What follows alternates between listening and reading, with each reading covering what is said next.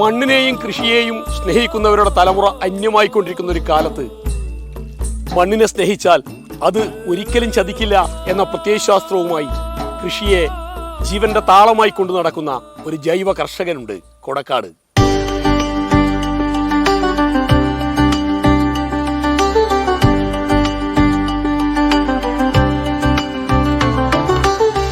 കൃഷി എന്നത് ഒരു ഉപജീവന മാർഗമല്ല, അതൊരു സംസ്കാരമാണ്, ജീവിതമാണെന്ന് സ്വന്തം ജീവിതം കൊണ്ട് അടയാളപ്പെടുത്തിക്കൊണ്ടിരിക്കുന്ന കാസർഗോഡ് ജില്ലയിലെ കൊടക്കാട് ഗ്രാമത്തിലെ രവീന്ദ്രൻ.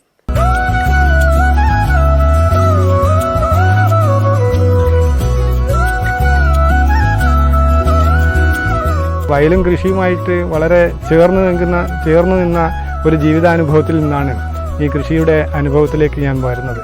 കൃഷി ലാഭനഷ്ടങ്ങൾക്കപ്പുറത്ത് നമ്മുടെ ചേർത്ത് നിൽക്കുന്ന അതിൻ്റെ ഒരു പ്രത്യേകമായിട്ട് ഒരു മണ്ണും മനുഷ്യനും തമ്മിലുള്ള ബന്ധം. ഒരു കാലത്ത് കൃഷി എന്ന് പറഞ്ഞാൽ നെൽകൃഷിയായിരുന്നു. നെൽകൃഷിയെ മാത്രമേ കൃഷിയായിട്ട് ചിത്രീകരിച്ചു.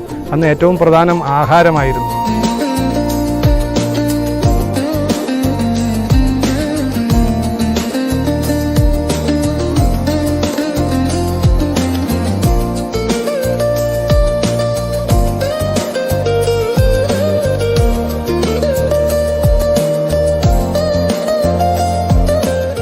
രവീന്ദ്രൻ കൊടക്കാടിന്റെ ആ കാർഷിക വിശേഷങ്ങളാണ്, വിസ്മയ കാഴ്ചകളാണ് നേർക്കാഴ്ചയിൽ.